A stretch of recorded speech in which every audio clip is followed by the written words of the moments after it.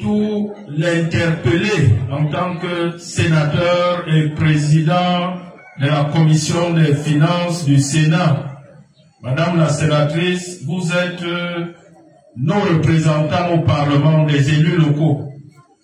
En cette veille de session budgétaire, posez la question à Madame le ministre des enseignements secondaires.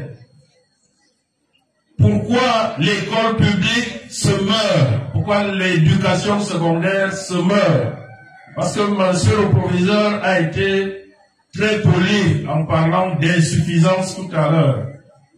Mais lorsque moi j'ai visité ces salles de classe d'un lycée d'enseignement général, j'ai failli couler des larmes dans la boue et la poussière de ces salles de classe. C'est inadmissible. Inadmissible. Et si nous ne vous le disons pas, on ne peut pas laisser l'école publique dont le délégué départemental vient de faire un beau poème ici. C'est l'école publique qui a la vocation de relever les enfants issus de nos petites classes sociales. C'est l'école publique qui doit fabriquer les testeurs. Nos parents ici n'ont pas de millions pour aller payer les écoles privées. Ils n'ont que ces lycées publics. Et c'est là que vont partir les grands testeurs qui vont aussi diriger les entreprises, l'État. Ici, je ne vois que des talents. Il n'y a pas un enfant camp ici. Quand on atteint un taux de réussite de 0% au bac, ça veut dire qu'il y a un échec total du système. Et c'est inadmissible. J'interpelle monsieur le sénateur, madame la sénatrice, l'État dépense chaque année 550 milliards l'année dernière. Prenons seulement 10%. Normalement, on devrait prendre 30% pour l'investissement dans les lycées.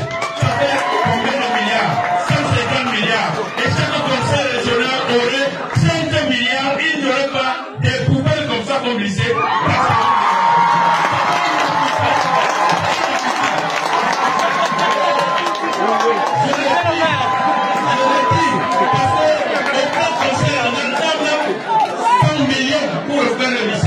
J'espère que quand vous allez au Sénat demain, vous allez poser la question.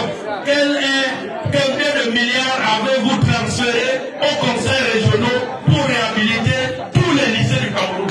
C'est inadmissible. Je le dis parce que la décentralisation a bien avancé dans l'éducation de base. Le bassin de Télé comporte 6 écoles primaires. Donc, une école confessionnelle, mon ancienne école de Condé d'ici. Toutes ces écoles, avec le peu de moyens que l'éducation de base transfère déjà aux communes, nous avons réhabilité les 6 écoles primaires du bassin de Télé en 4 ans, avec très peu de moyens. Et toutes ces écoles sont neuves et propres.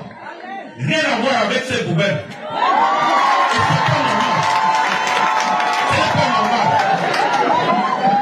C'est donc la seule interpellation que j'avais à vous faire. Parce que ça part de là. Les conditions de travail. Les enseignants, on en a rien ici. Il faut l'informatique. Mais moi, je ne mettrai pas mon enfant dans une poubelle comme ça. Mon enfant ne peut pas étudier dans une poubelle comme ça. Et quand je refais les écoles primaires, je me mets à la place des enfants, des tout petits enfants, la maternelle, l'école primaire, ils vont s'asseoir dans ces salles de classe. Et c'est pour ça que nous faisons cet effort à l'école primaire. Il faut qu'à l'enseignement secondaire, la décentralisation avance et les enseignants et les ressources qu'on met à la disposition totale du conseil régional, il y aura la présence effective des enseignants, il y aura l'entretien des bâtiments et nous allons retrouver une école publique capable de fabriquer de grands testeurs. Tous ces enfants peuvent faire de grandes personnes demain si on met les moyens, si on les accompagne. Je vous remercie pour votre